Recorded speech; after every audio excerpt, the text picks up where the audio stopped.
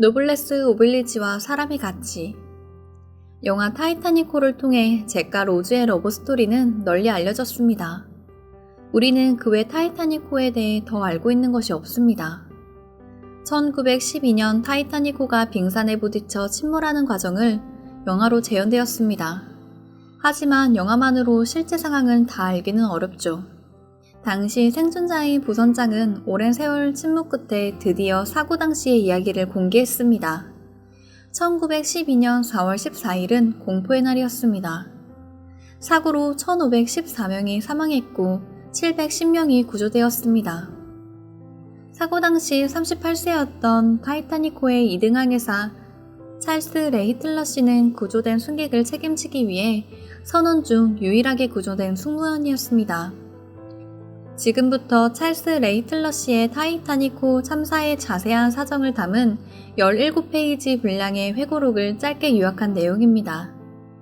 선장은 침몰을 앞두고 여성과 아이를 먼저 구하라는 명령을 내리자 많은 여성 승객들이 가족과의 이별 대신 남아있기를 선택했습니다.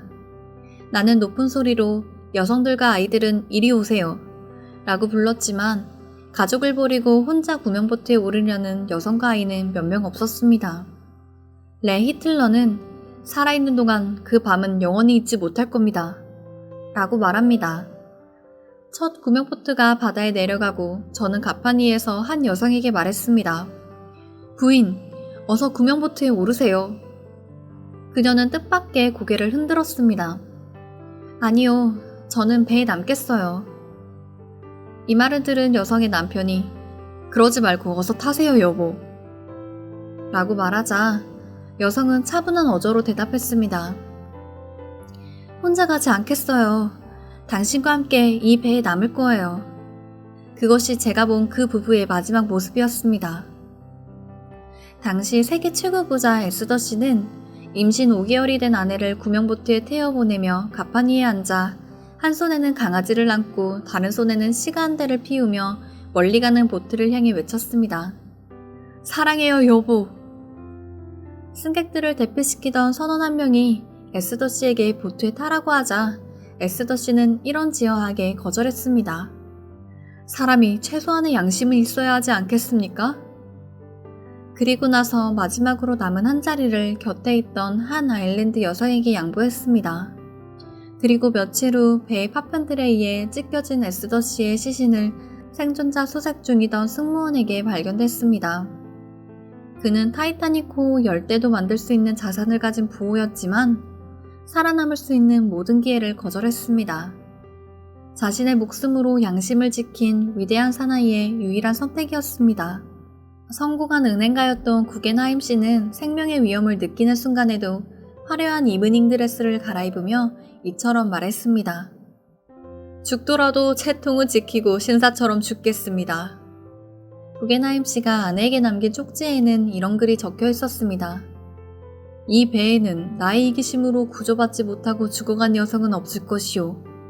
나는 금수만도 못한 삶을 살 바에 신사답게 죽을 것이오.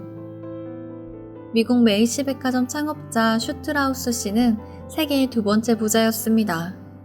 그가 어떤 말로 설득해도 아내 로잘리 씨는 구명보트에 태우지 못했습니다. 아내 로잘리 씨는 당신이 가는 곳에 항상 함께 갔어요. 세상 어디든지 당신과 함께 할 거예요. 라며 남편을 두고 배에 오르는 것을 완강히 거부했습니다. 8번 구명보트의 책임 선원인 67세의 슈트라우스에게 누구도 어르신이 보트를 타는 것을 반대하지 않을 겁니다. 라며 구명정 탑승을 권했습니다. 이 말을 들은 슈트라우스 씨는 단호한 말투로 다른 남성들보다 먼저 보트에 타라는 제의는 거절하겠습니다. 라며 생사의 순간에도 처연한 모습을 보였습니다. 그리고 그는 63세의 아내 로잘리 씨의 팔을 잡고 천천히 가판 위의 의자에 앉아 최후의 순간을 기다렸습니다. 현재 뉴욕 브롱코스의 슈트라우스 부부를 기리는 기념비에는 이런 글귀가 적혀 있습니다. 바닷물로 침몰시킬 수 없었던 사랑. 프랑스 상인 와트열 씨는 두 아이를 보트에 탄 여인들에게 부탁하고 배 위에 남아 아이들과 작별했습니다. 두 아들은 이렇게 구조되었고 세계 각지의 신문사들이 어머니를 찾을 수 있도록 연달아 사진을 실어주어 어머니와는 재회할 수 있었지만 배에 남겨진 아버지와는 다신 볼 수 없었습니다. 남편과 미국으로 신혼여행을 떠난 리더파스는 남편을 꼭 껴안고 혼자 살아남을 것을 거부했습니다. 남편은 주먹으로 그녀를 기절시킬 수밖에 없었습니다. 정신이 돌아왔을 때는 그녀는 이미 바다 위에 떠있는 구명보트 안이었습니다. 그녀는 평생 제가하지 않으며 남편을 그리워했습니다. 그리스 로잔의 생존자 모임에서 스미스 부인이 자신에게 자리를 양보한 여성을 회고하며 이렇게 말했습니다. 당시 제 두 아이가 구명보트에 오르자 만석이 돼서 제 자리는 없었습니다. 이때 한 여성분이 일어나 저를 구명보트로 끌어당기면서 말씀하셨습니다. 올라오세요. 아이들은 엄마가 필요합니다. 그 대단한 여성은 이름을 남기지 않았습니다. 사람들은 그녀를 위해 이름 없는 어머니 기념비를 세웠습니다. 희생자 중에 억만장자 아스테드, 저명 신문가 햄스테드, 육군 소령 바트, 저명 엔지니어 루오 부어 등 사회에 저명 인사가 많았지만 이들 모두 곁에 있던 가난한 농촌 부녀들에게 자리를 양보했습니다. 타이타닉호의 주요 승무원 50여 명 중 구조를 책임졌던 2등 항해사 레 히틀러 외에 전부 자리를 양보하고 배와 함께 생을 마감했습니다.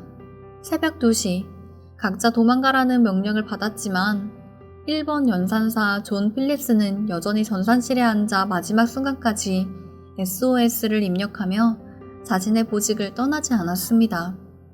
배가 물에 가라앉기 시작했을 때 삶과 죽음의 마지막 순간, 사람들이 서로에게 외쳤습니다. 당신을 사랑해요. 당신을 사랑해요. 그날 우리 모두 위대한 사랑이 무엇인지 보여줬습니다. 제가 당신들을 얼마나 사랑하는지 알아줬으면 좋겠습니다. 그러나 예외도 있습니다. 일본 철도원 차장인 호소노 텍스트 씨는 여장을 한 채 여성과 어린아이들로 채워진 시폰 구명보트에 올랐습니다. 그는 귀국 후 바로 퇴직당했습니다. 모든 일본 신문사와 여론은 그를 공개적으로 비난했으며 그는 10여 년 후에 후회와 수치로 가득한 삶을 마감했습니다. 1912년 타이타닉호를 기리는 자리에서 타이타닉호를 건조한 선박회사 화이트 스타라인은 희생자들에 대해 이렇게 말했습니다. 남성들의 희생을 요구하는 해상 규칙은 그 어디에도 존재하지 않습니다. 단지 그들의 행동은 약자들에 대한 배려이자 그들의 개인적인 선택이었습니다. 언싱커블의 저자 다니엘 알란 버틀러는 약자를 살리기 위해 희생한 사람들을 기리며 이렇게 말합니다. 그들은 태어나서부터 책임감이 가장 중요하다는 교육을 받았기 때문에 가능한 일이었습니다.